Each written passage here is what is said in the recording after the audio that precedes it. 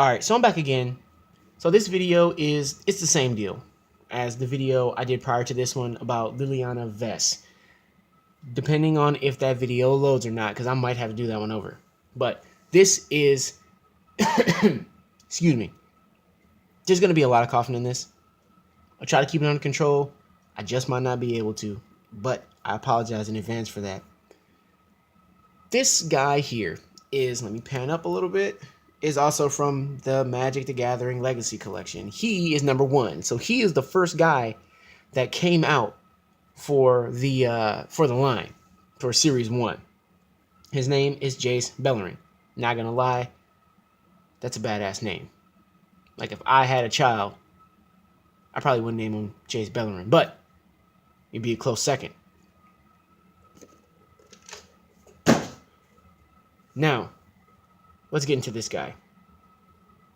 Once again, if the video prior to this one loaded, you will know my thoughts on that figure.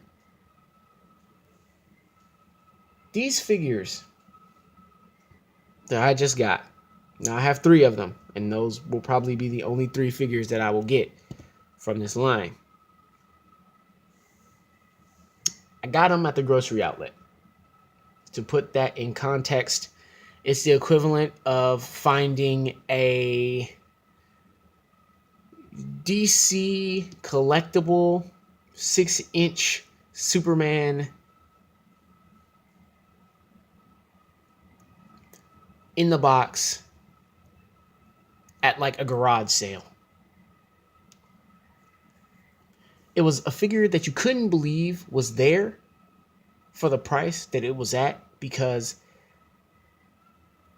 the people that were selling it didn't understand its value. But in this case, I got this guy and the other 2 at the grocery outlet for $5.99. And in my opinion, they were worth every single dime of that $5.99. Under normal circumstances, these guys go for retail price $19.99 at your local Toys R Us. I don't know where else you'd find these dudes. Maybe Target, maybe Walmart. I don't know. I haven't seen them there in my area. Maybe it's different everywhere. But these guys are absolutely, and I'm giving you my analysis right now. These guys are absolutely not worth $19.99. These guys are $5.99 figures. And I get that they put the work in. And Funko is the company that makes these. The same people that make those pop toy big head bobblehead things. And you see that, and you see this, and you realize why they make those. Because you can't break those. Those are relatively unbreakable figures. And don't give me no shit about, well, you can pop the head off. You can't break those. Those things are not going to break or fall apart or explode on you if they take a shelf dive. They're not going to. These guys, on the other hand, just might. Now, with this guy, I want to like this guy. I really do. And I want to preface this by saying I don't know anything about Magic. Used to play when I was in high school. But even then, I still don't know any of these characters. I picked these guys up because they were cheap. And I always am on the hunt for 6-inch figures that I can have and use for pictures against other figures that I own, because I do toy photography on Instagram. Now, when I originally got this guy out of the box, one of the cool things is, before I get into articulation, I just want to give you a little taste of like the details on this guy. Now, I'm not saying these guys are bad figures. I'm not saying that. That's not what I'm saying. I'm not saying these guys look bad. They don't. They're good-looking figures. If you like statues, even on the box, it says that these are not toys. Allow me to demonstrate. It says right there, not a toy. Funko. Follow them on Facebook. These guys are not bad looking. They look really, really good if that's all you want them for. When I originally bought these guys, I got them because they were cheap. And I thought, hey, you know what? Maybe I can get some decent articulation out of them. And you know what? If you don't have all these pylons on them, you can get a lot of pretty good, you can get a lot of decent, excuse me, articulation out of these guys. Downside to that, and this goes back to the Funko thing, is that I'm noticing that with not just this, but a lot of these Funko guys, because I also have the Five Nights at Freddy's figures. I have all of them because I enjoy the game. Funko made them too. Highly, highly breakable figures. And for 19 bucks, that is not the kind of figure that you want to have sitting on a shelf. That's not the kind of figure that you want to mess with in your pastime. That's not the kind of figure that you want to try to get into poses in order to do photography with. That's not the kind of figure that you want. You want something with high articulation and low break count. And I can't say that with this guy. Or any of these guys. But as I said before, these guys don't look bad. They don't. Like, the armor looks good. You know, the paint inside there is a little shoddy. But once again, I'm not a paint guy. But, I mean, to me, from my perspective, these guys look pretty good. You know, look at this cape. And it's also made of this super malleable plastic. So that way it doesn't get in the way of the figure and its articulation. One of the cool things about this guy I found is that this cloak that he wears, this cowl, if you will, is removable. So you can just pop it right off. And he has the super, I don't even know what you would call that, super Tekken emo haircut. But the cape can come off, which is pretty cool, which is pretty nice. When I first saw him in the box, I thought that this was going to be permanently attached to him, and it wasn't. So that's a great thing. And it's super malleable too, which is also a plus. So you can, if you like to, you can, if you had a Dr. Doom figure, there you go, right here. It's a suggestion. But getting into this guy. Now, this dude, he's not bad looking. He's not bad looking. He has a very, I don't know, I guess you could, he has a relatively heroic look. I enjoy the green. A lot of people probably wouldn't, but I enjoy the green. But quickly going into articulation here, he has I believe, a hinge joint here and a ball joint inside there. So he gets about 360, which is good, Same for both sides. He has a single jointed arm here, which gets him about there, which is good. Same thing on the other side. He has a hand that can twist 360. I don't really, here we go. I'll just do it. There you go. I don't really like to stress out the hands. This hand can do the same thing. And it's also got a hinge right inside there. You can probably see a little bit. Yeah. It makes the hand go forward a little bit. I don't want to stress this guy out because, like I said, these guys are made of bloody glass. And I don't want to break this dude.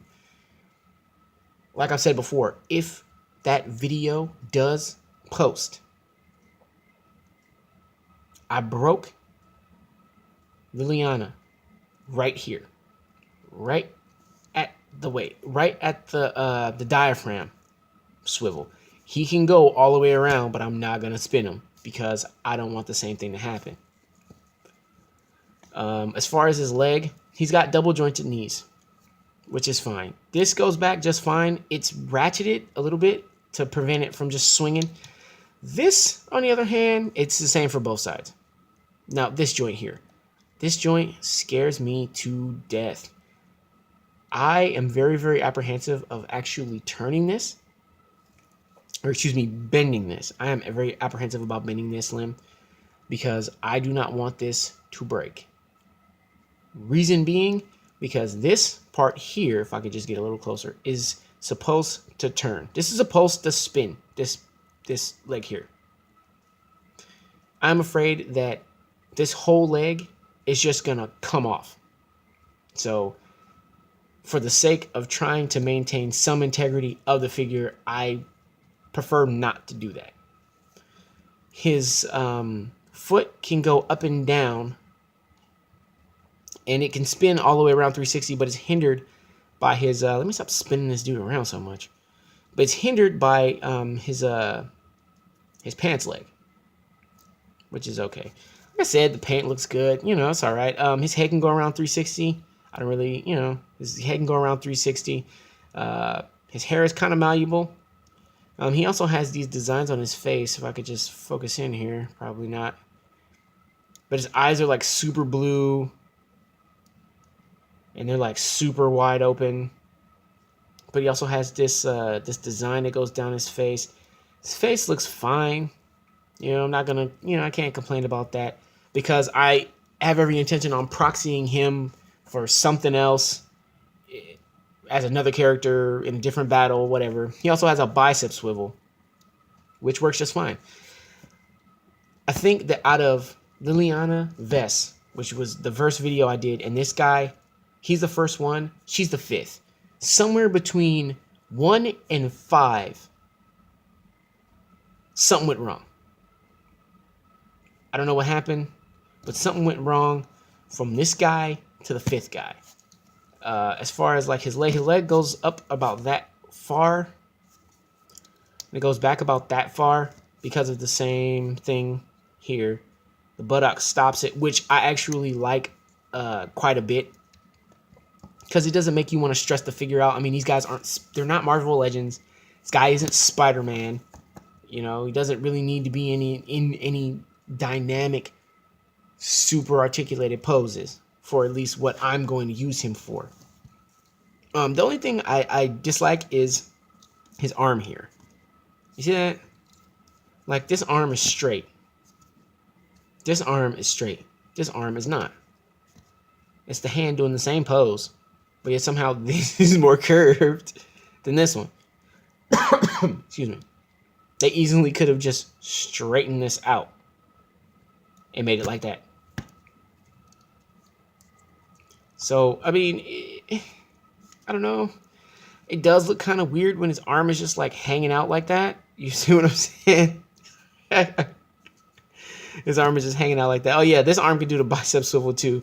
What the thing I do like about these guys is that, oh, let me try to see if I can flip this guy around. The thing I do like about these guys is the fact that their armor that they wear, like this, moves up a little bit and, you know, moves around. He can move a little bit forward on his diaphragm swivel, a little bit back. I don't want to stress him out too much because I don't want to break him. But as I was saying before, the thing I really like about these guys is the fact that they don't make the armor for this guy get in the way of itself. They make it out of this really, really soft, malleable plastic, which I really, really dig. And I wish that they would make Superman's cape for DC collectibles out of this same material. Yeah, it still flows. It still looks like a cape, but it doesn't get in the way. And I can appreciate that. But as far as, you know, my final verdict for this guy, if you are not a hardcore Magic the Gathering fan, if that is not your thing, if you cannot find these guys as cheap as I have found them, I cannot recommend this. I can't. And I would be doing an injustice to you watching this, recommending these guys at $19. Because they're not $19. They're not a $19 figure. They just aren't. They're made of glass. They're statues. Now, if you are a hardcore Magic fan, knock yourself out. But, you know, I got these guys for $5.99, man, so what do you expect? You know, I can't complain when these guys break when I paid $5.99 for them. I can, on the other hand, complain when I pay $21 for a figure like this and it breaks. It says on the box, not a toy. Looks like a toy to me. Yeah, I'm not going to get on the floor with any, like, ready to rumble scenarios. Like, he ain't going to be going up against my John Cena figure anytime soon. But I do want a toy that I can rely on, that I can take good pictures of, and that I can put in dynamic poses. And as far as I'm concerned, this guy, this line, you can't do that with. So, until next time, this is Slipstream. Sign out.